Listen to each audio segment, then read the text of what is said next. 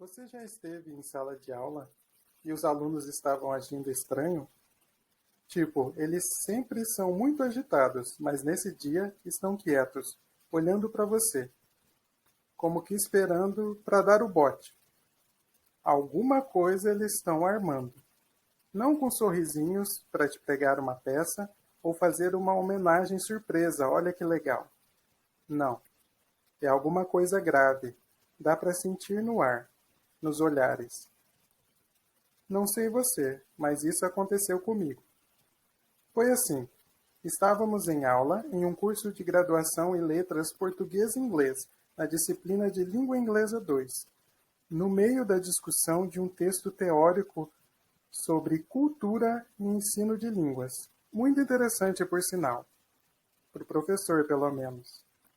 E naquela atmosfera que parecia que eu tinha feito alguma coisa errada, e eu não estava sabendo o que, o silêncio se rompe e a representante da turma diz: Professor, precisamos conversar. A atenção que os alunos estavam me dando ali, com toda certeza, não era para saber mais sobre a relação entre língua e cultura.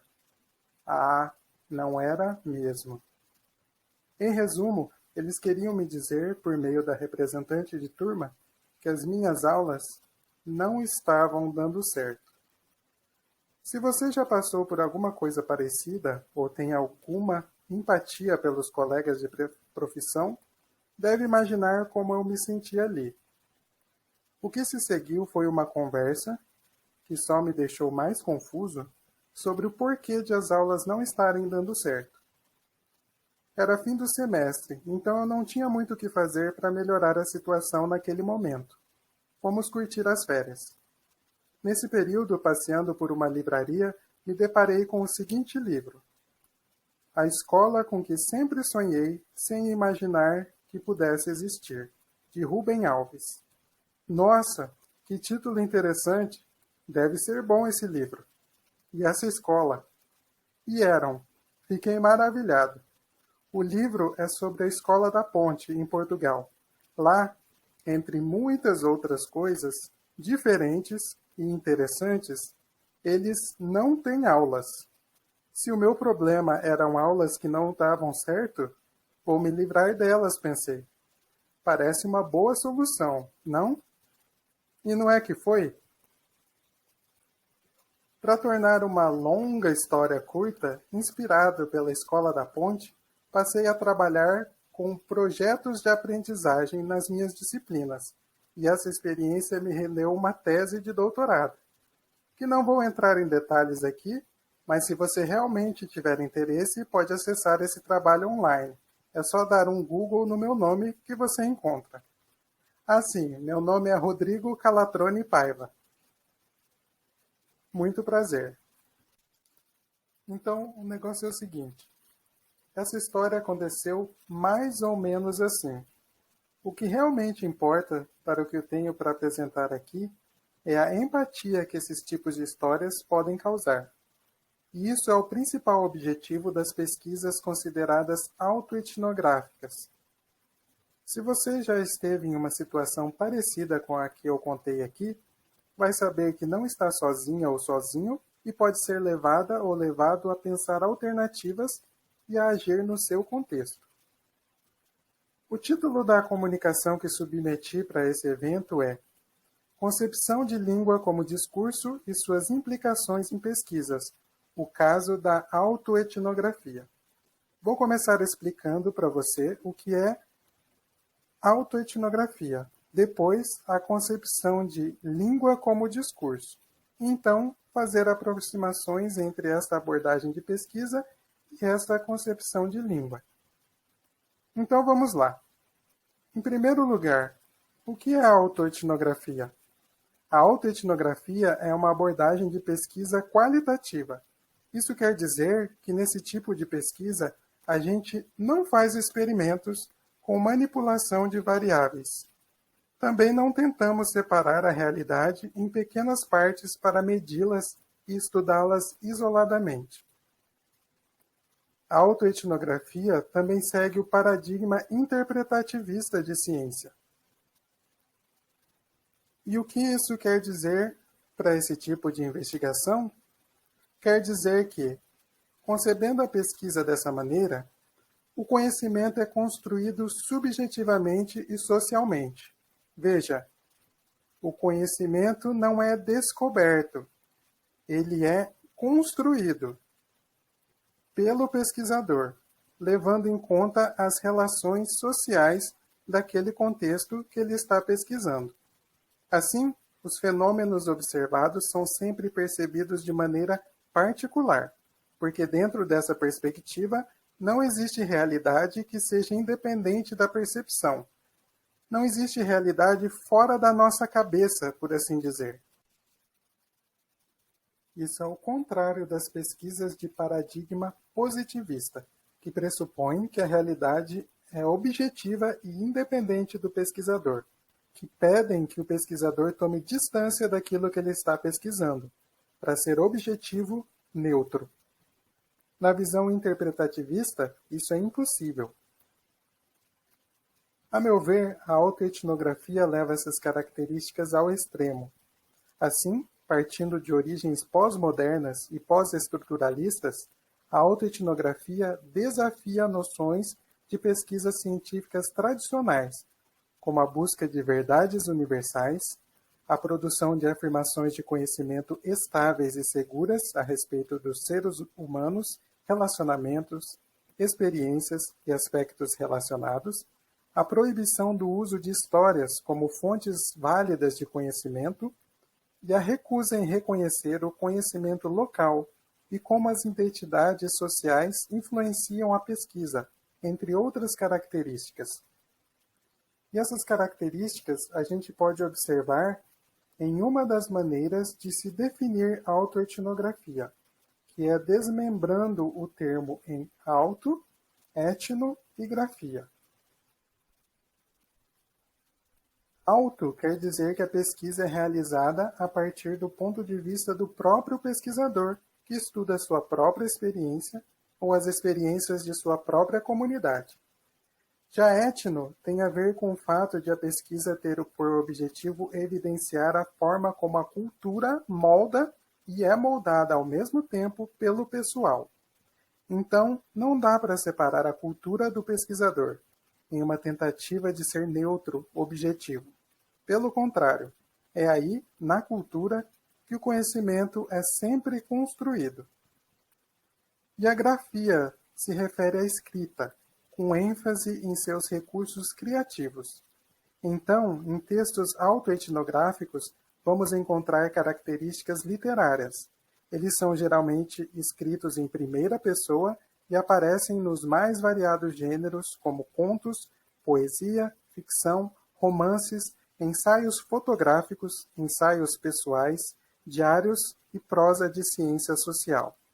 Também, os autores eventualmente mesclam, nos seus textos, cenas ficcionais com cenas etnográficas, além de inventarem personagens, que podem ser composições de várias pessoas com quem o autor teve contato, e fazem isso com o objetivo de expressar o que observaram, sentiram e aprenderam no contexto que investigam.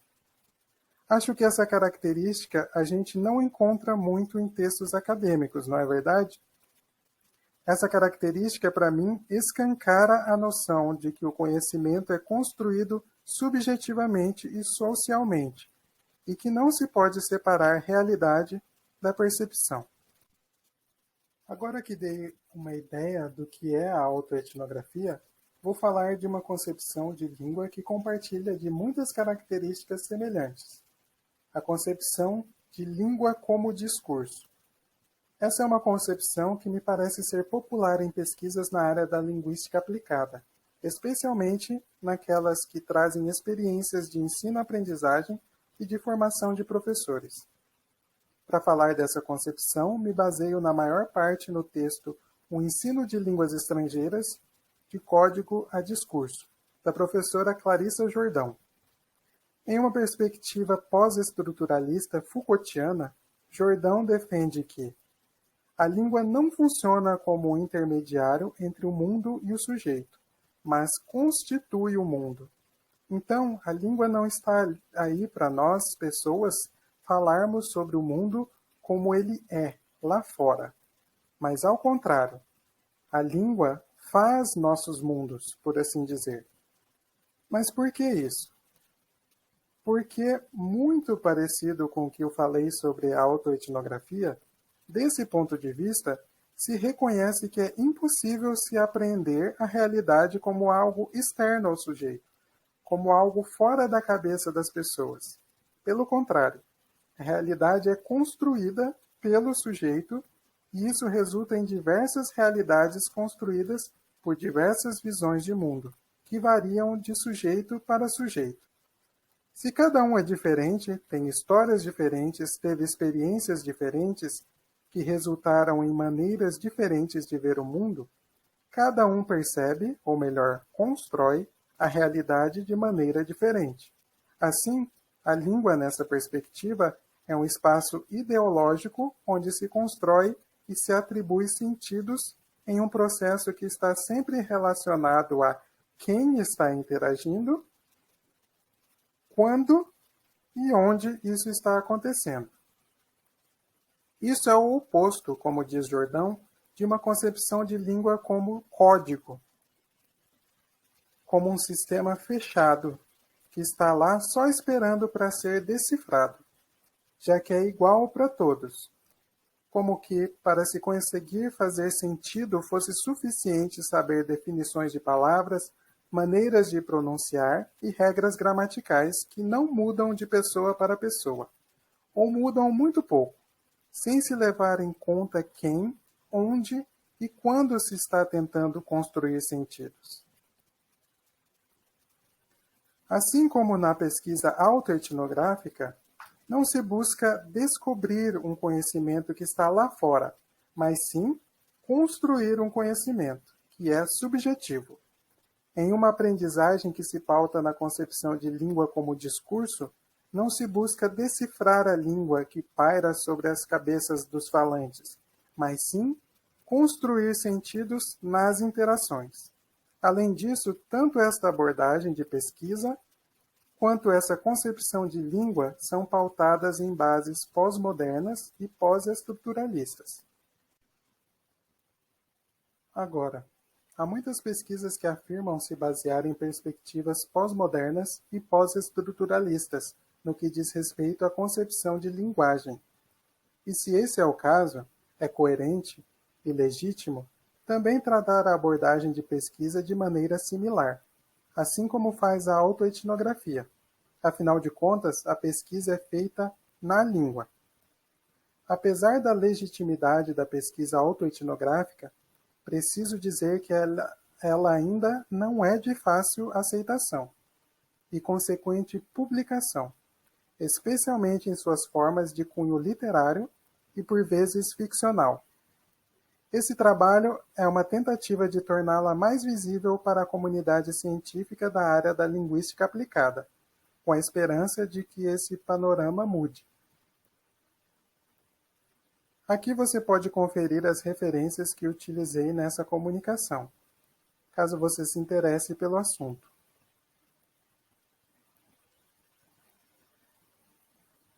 Agradeço a atenção. Até a próxima.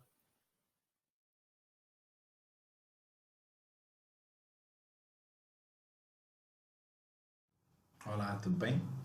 Espero que você esteja tendo uma boa semana de letras. Eu sou Denis Pedroso, aluno de graduação em português e espanhol aqui na Federal.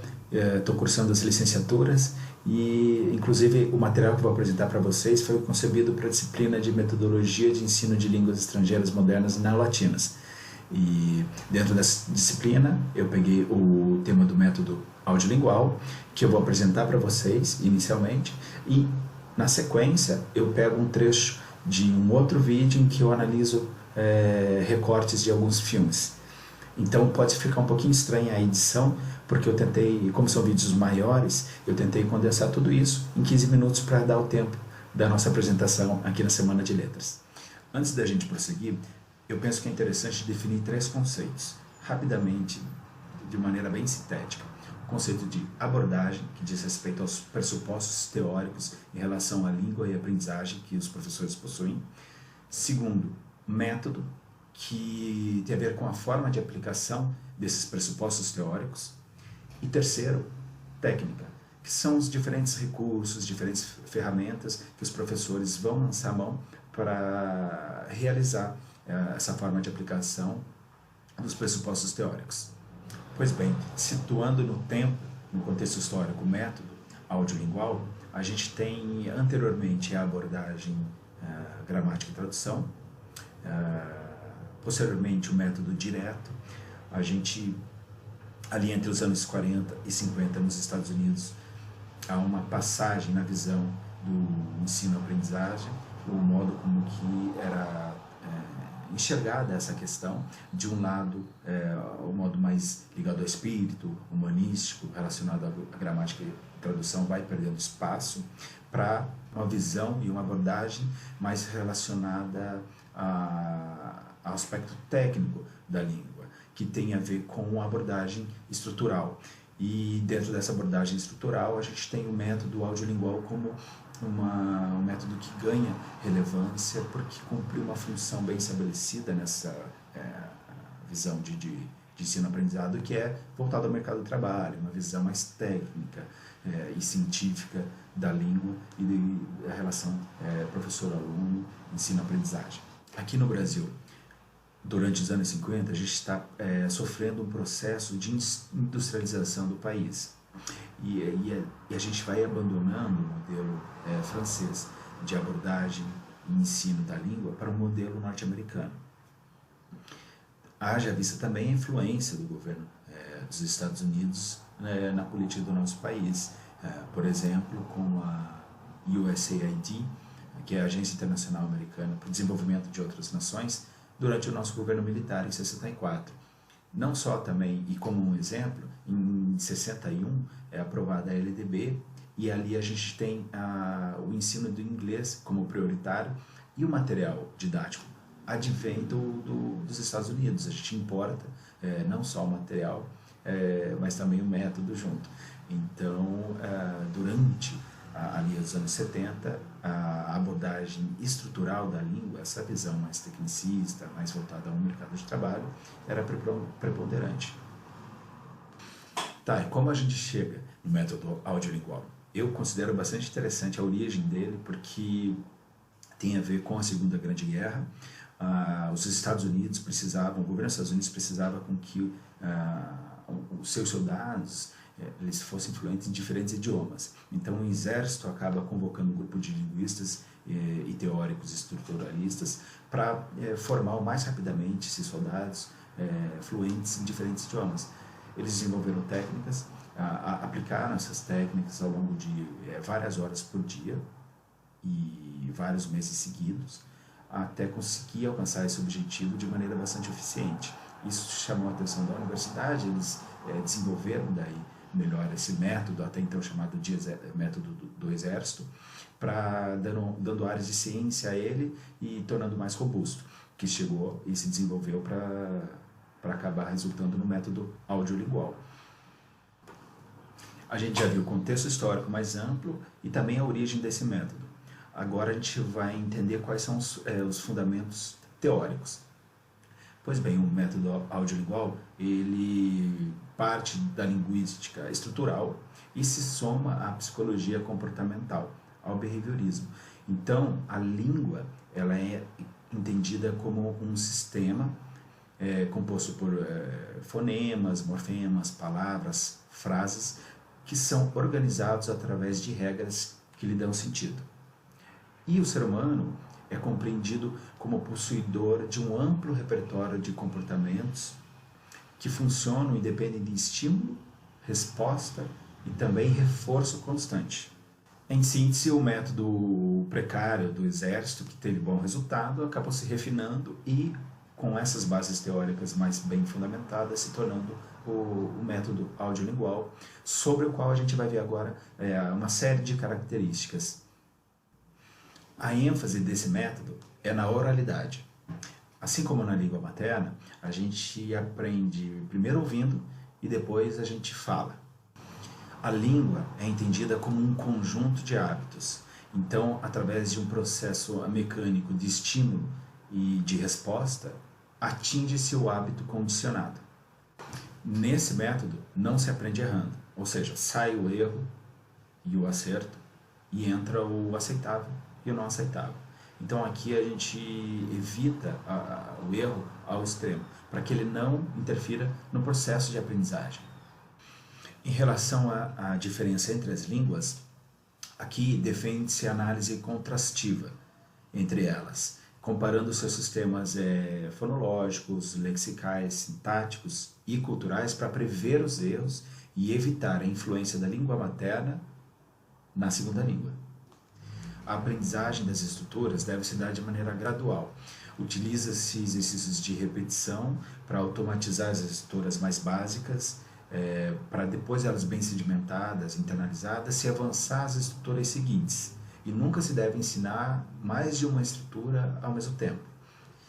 E a característica mais marcante do método é o uso da repetição recursiva, quase a exaustão, porque através dessa repetição constante se chegaria ao condicionamento de hábitos linguísticos. Outras duas características bem marcantes desse método são o uso de diálogos e dos drills como exercícios. Os drills são uma espécie de treinamento baseado em repetição. E o uso de diálogos tem como pré-função de explicitar as estruturas em seus contextos de uso. Como a gente viu anteriormente, esse método ele possui já algumas décadas de existência e, apesar de ser um tanto defasado e datado, algumas de suas técnicas são ainda utilizadas em algumas escolas de idiomas. E também, como a gente vai ver num outro vídeo em que vou analisar alguns trechos de filmes, ele é presente ainda no imaginário como uma forma de aprendizado de idioma. Mas uma das críticas é o fato de que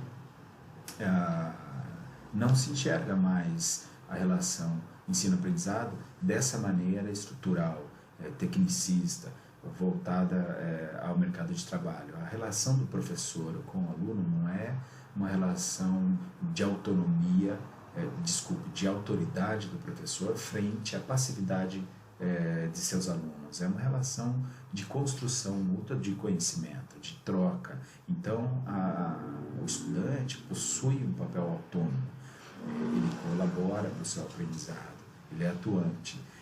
E esses exercícios de repetição exaustiva, essa visão da língua tendo de ser internalizada através do condicionamento do hábito e tudo mais, já não é uma visão, eu diria, que condiz com a atualidade, né? Apesar dos exemplos que a gente vai ver de entendimento, do aprendizado em idioma ainda ser algo, às vezes, estritamente voltado ao mercado de trabalho e outras vezes precisando de lançamento de técnicas que dão a impressão que estão transmitindo ou favorecendo a aprendizagem, o conhecimento, mas estão ainda atuando de uma maneira já defasada. Hello. Hello. I've had an idea. Now look. I say the word, and you repeat it after me. Do you understand? Never mind, you'll soon catch on. Chair. Now you say it. Chair. Chair. Very good. Very good. Door. Door. Door. Clock. Clock. Yes. Mirror. Mirror. Very good. Curtain. Curtain. Yes. Bed. Bed.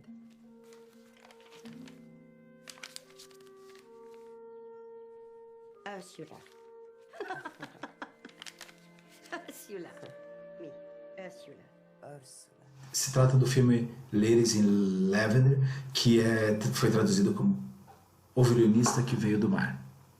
Entrando um pouco mais na questão teórica e como aplicar essa teoria, como colocar na prática, ali a gente tem claro o quanto a professora serve como modelo para o aluno, que imagina que ela está pronunciando as palavras da maneira correta, né? Então a única coisa que ele precisa fazer é imitá-la. Então essa técnica da repetição é bastante utilizada no método audiolingual, mostra o quanto o conteúdo fica um pouco de lado. Talvez não nesse trecho que a gente tem as palavras coladas nos móveis, então tem a correlação com o visual, mas nas frases, por exemplo, elas geralmente são frases soltas, fora de contexto. Então ali você também tem uma técnica passível de crítica, porque não se dá muita importância ao conteúdo. Manipula-se a língua como se fosse apenas um sistema. Bom, ela é vista assim no método audiolingual como um sistema em que o aprendiz vai estabelecendo relação e aprendendo de maneira gradual. Cada estrutura é ensinada de uma maneira repetitiva para internalizar através dessa memorização, desse hábito e desse condicionamento, passando daí para uma estrutura um pouco mais complexa, e isso se dando de uma maneira gradual, com a gramática e as regras envolvidas que não são explicadas, pelo menos não é a ênfase do método, sendo aprendida de uma maneira indutiva. E outra coisa interessante aqui que tem a ver com o método audiolingual, é que a língua mãe não é utilizada. Obviamente, como ela não sabe polonês, eles estão imersos no inglês. E esse é um dos princípios do audiolinguismo.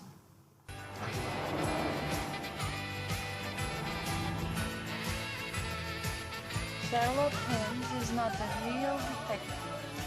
This block is here because we have to go through. I would like half pie of cherry. I would like a one-day travel cup. Oh meu Deus, estou com dores de estômago. Acho que é das damas. Milton Keynes has many roundabouts. Isto é um peixe enorme. Eu gosto muito. Esse é o trecho de um filme chamado Love Actually, traduzido como simplesmente Amor, aqueles filmes de final de ano, Natal, para deixar todo mundo contente. E como já tinha dito anteriormente, e é um dos princípios do método audiolingual, o uso de laboratório, de fita, de repetição ou audição, né? E a repetição de frases descontextualizadas, né? Ele não deve fazer a menor ideia do que ele está falando, mas ele está repetindo, né? E inclusive naquela sala em que ele está com diversas pessoas, diferentes nacionalidades, aprendendo diferentes idiomas. A gente não vê nem a presença do professor. Só tenho tempo de agradecer para quem chegou até aqui no vídeo. Muito obrigado e continuem tendo uma boa semana de letras.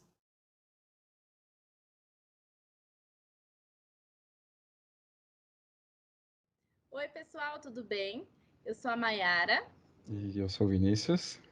E nós vamos apresentar os resultados das unidades didáticas que nós desenvolvemos na disciplina de Linguagens Setoriais da Língua Italiana 1, no primeiro semestre de 2019, com a professora Luciana Baltazar. A minha unidade é sobre o italiano na moda e a unidade do Vinícius é sobre o italiano da ópera.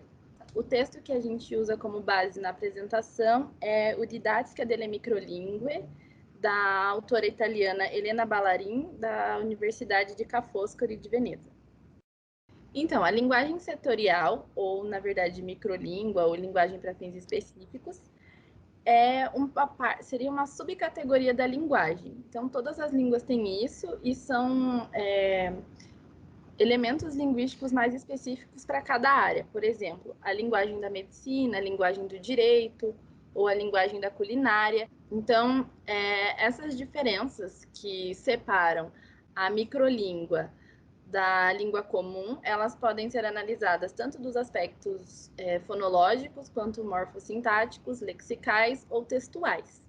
Então, um exemplo que a gente separou do que seria uma microlíngua é esse meme que está circulando nas últimas semanas aí, sobre a linguagem publicitária, que seria o CEO da minha coworker falou no briefing que estava tendo um burnout porque o branding estava quase na deadline e o forecast não era bom.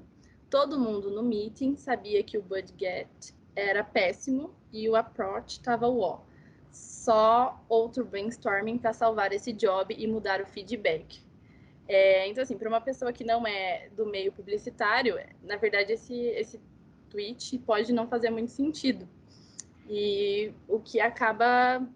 Mas ele é efetivo quando você se comunica com uma outra pessoa que também faz parte desse mesmo recorte aí social, desse setor. Então, a microlíngua seria mais ou menos isso. Essas sublinguagens que existem dentro da língua comum. Vale fazer uma separação entre microlíngua e jargão. No caso, a autora italiana, ela usa a palavra gergo, e a palavra mais... não é exatamente a mais adequada para se traduzir gergo, mas a gente colocou como um jargão, assim. A diferença entre essa microlíngua e esse jargão, gergo, é que a microlíngua ela não é usada para isolar as pessoas.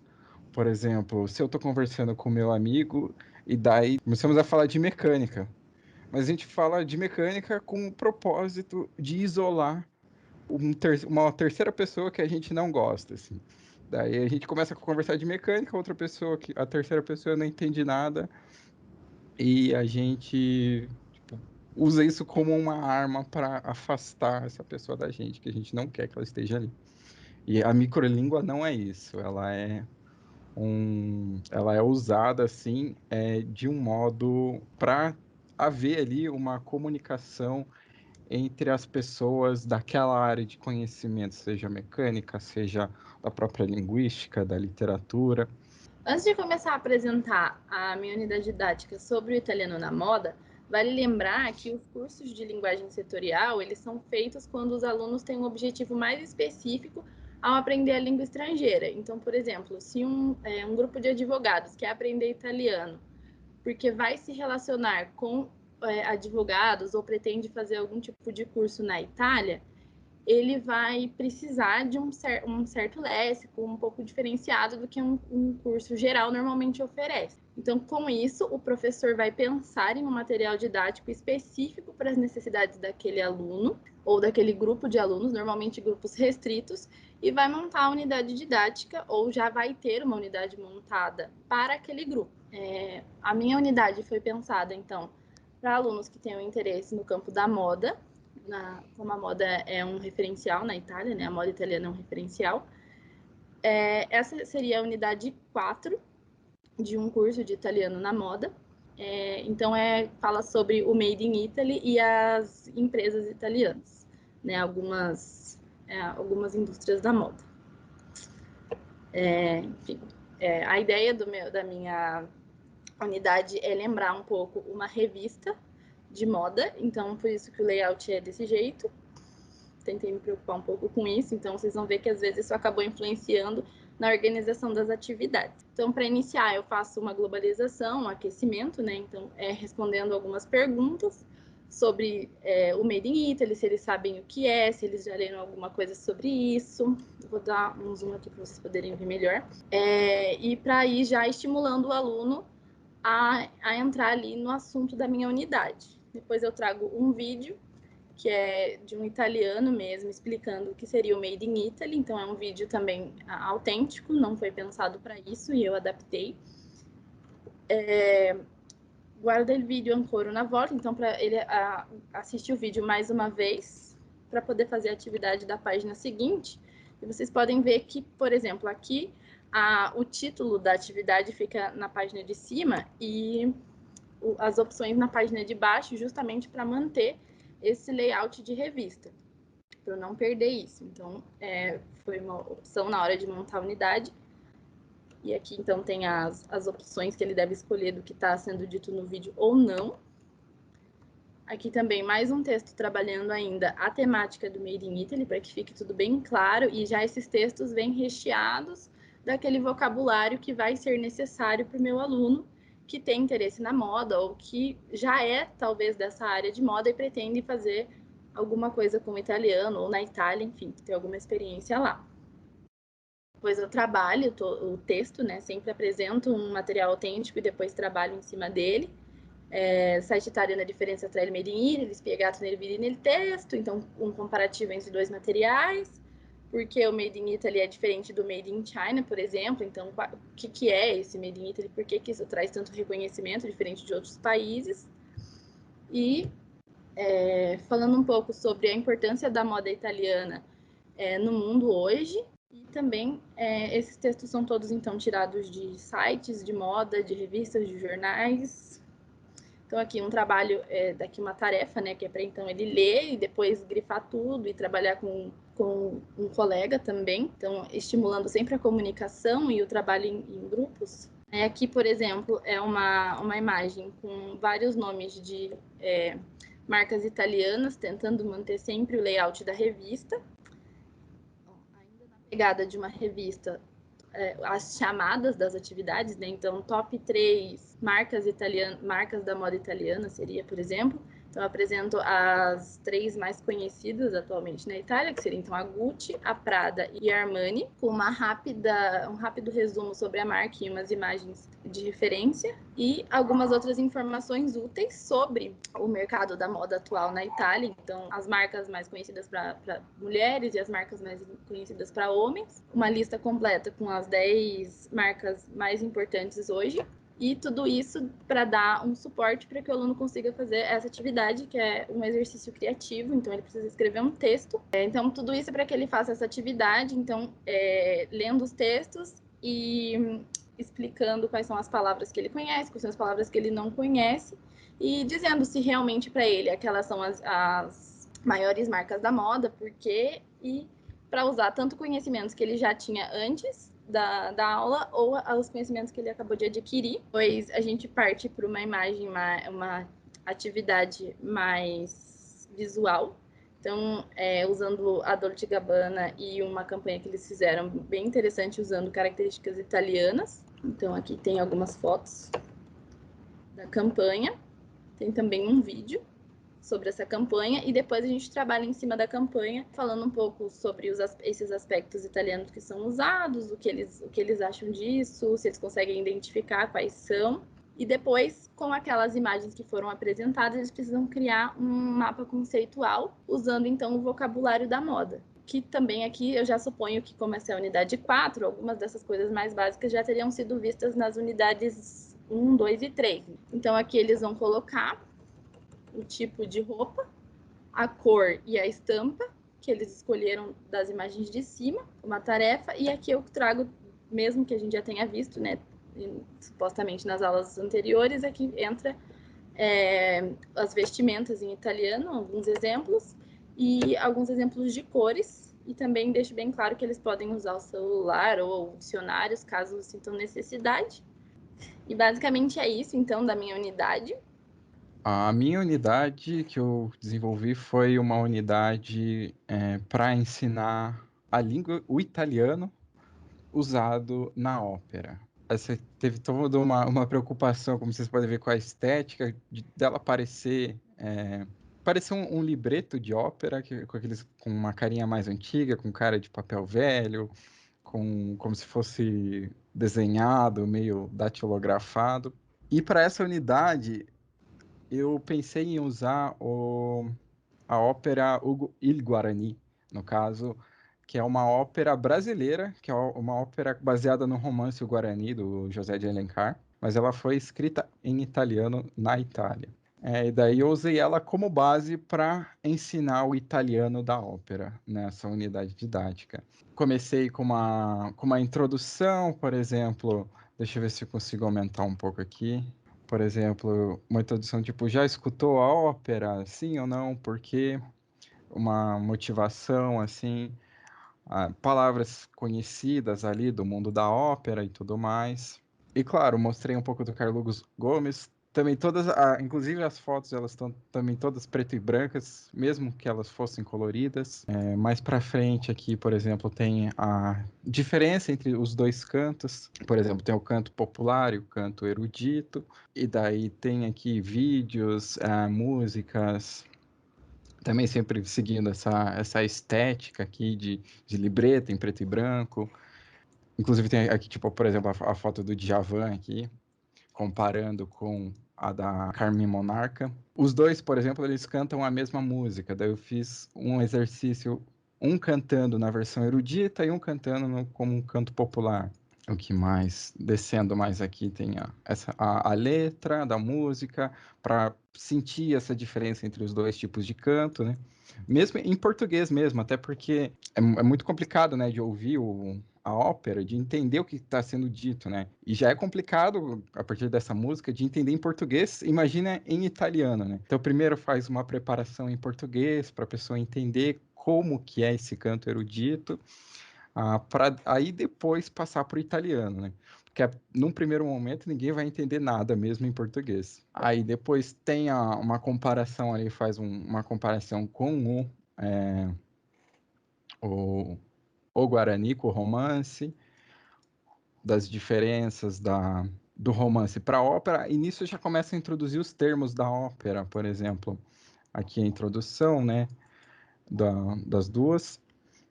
Por exemplo, aqui quais que são os elementos que estão presentes no romance, na ópera. Aqui começa o libreto já com os termos tipo baço, soprano, tenor e barítono. E daí mais para frente tem personagens. Mais para frente, aqui, por exemplo, já ensina quais que são as vozes mais agudas e mais graves. E assim vai.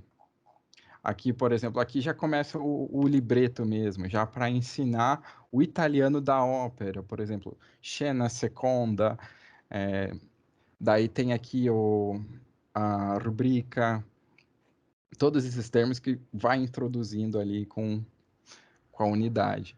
E, por exemplo, aqui como que ela é dividida, a ópera, diálogo, scena, ato, todas essas palavras que são usadas, e daí já ensinando um pouco da estrutura da ópera, essas coisas, identificando os personagens. Esse aqui é um pedaço da ópera Il Guarani, que foi apresentada, se não me engano, no Pará, ela foi encenada lá, e daí aqui a gente já peguei essa encenação já para passar para o aluno, para fazer ele já identificar quais que são os personagens, e daí aqui ele já vai colocando o nome dele, dos personagens, né, para identificar já, a partir do texto que ele lê e da encenação que ele vê. E daí tem todas as tarefinhas aqui. Então é isso, pessoal. Essa foi a nossa apresentação. Desculpa se a gente passou um pouco corrido pelas informações, porque o tempo é um pouco escasso aqui mesmo, mas espero que vocês tenham conseguido entender um pouco mais sobre a linguagem setorial e como funciona uma unidade didática dentro desse ensino de língua voltado para as necessidades específicas.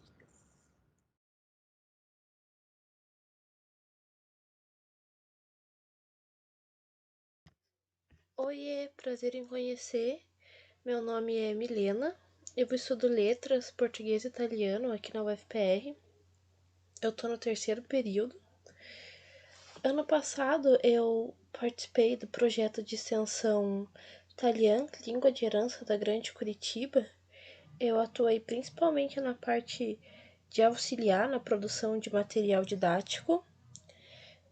E hoje, com essa apresentação, eu vou mostrar um pouquinho do que a gente fez, mostrar esse material didático e contar minha experiência de como foi participar do projeto. Então, eu vou começar a apresentação. Como eu já tinha falado, então, os objetivos da comunicação são apresentar o italiano, que é essa língua, né? Apresentar o CEVEP e apresentar o material didático que a gente produziu. Então eu vou começar explicando o que é o italiano. O italiano é considerado uma língua de imigração, é uma língua minoritária de base vêneta, falada exclusivamente no Brasil por imigrantes vindos do norte da Itália e seus descendentes. É conhecido também como vêneto brasileiro ou dialeto sul rio-grandense. E as famílias dos imigrantes vinham de diferentes regiões da Península Itálica, falando cada qual seu dialeto. E é importante lembrar que nessa época a Itália era pós-unificada ou nem era unificada, ainda não existia o Estado italiano. Então esses imigrantes tinham a identidade das regiões que eles vieram, como os vênetos, os trentinos, os lombardos. Eles não tinham essa consciência de que eles eram italianos.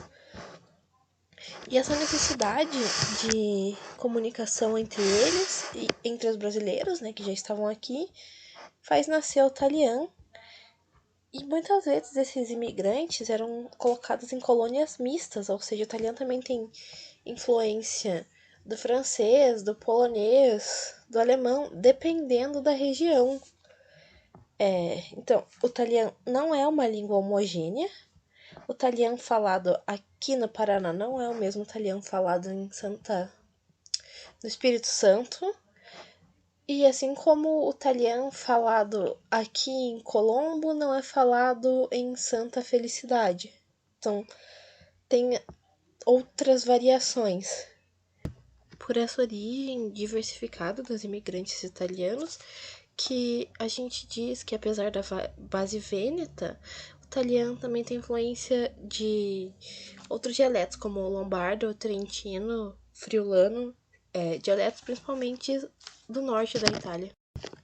Então agora eu vou falar um pouco de quem tem várias medidas para valorização dessa língua, que é o CEVEP, o Centro de Estudos Vênetos, no Paraná, que é um grupo de pesquisa multidisciplinar que tem a participação de pesquisadores de várias áreas, assim, é um grupo cadastrado no CNPq, tem tudo lá, todos os projetos, apresentações, e tem pesquisadores da área de linguística, arquitetura, pedagogia e história. E as instituições que participam, no caso, são o UFPR, Unicentro, a PUC, o IFAM, aqui do Paraná, a Comunidade Italiana de Colombo e o Museu Cristóforo Colombo, do município de Colombo, aqui também, no Paraná.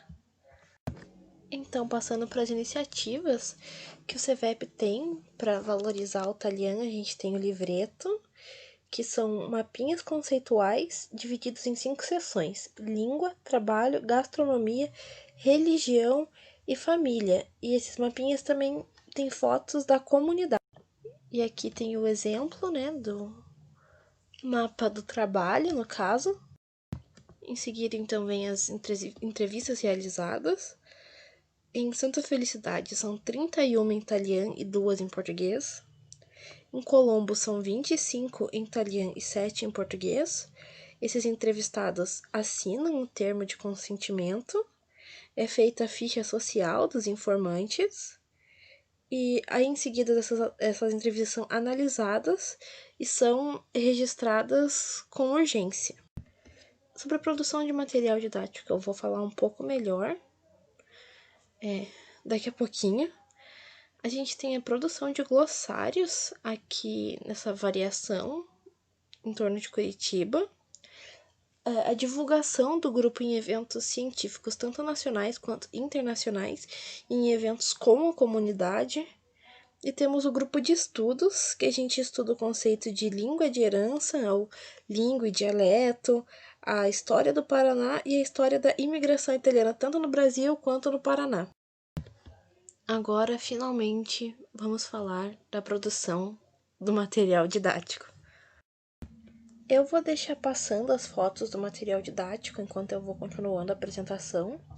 Eu vou começar apresentando os membros, que até quando eu estava participando, a gente era em 3, eu sei que agora entrou mais gente, mas além de mim tinha a professora Luciana Lani Baltazar, que é aqui do Departamento de Italiano da UFPR, que é vice-coordenadora desse projeto de extensão, e também tinha a mestre em Estudos Linguísticos aqui pela UFPR, Giovânia Maria Perim dos Santos.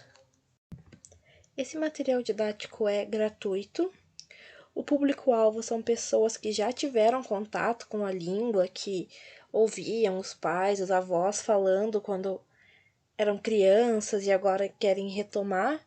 Ele está em português italiano, mas está sendo traduzido para o italiano standard também. Esse material didático se utiliza das abordagens por tarefas. Ele traz para perto a comunidade, ele utiliza áudios da comunidade, tem fotos da comunidade, eles podem se identificar, eles se reconhecem nesse trabalho. Isso foi uma das, como que eu posso dizer, das partes mais gratificantes, assim, do trabalho, porque essa língua sofreu com um estigma por causa da perseguição na época do Estado Novo, na época da Segunda Guerra.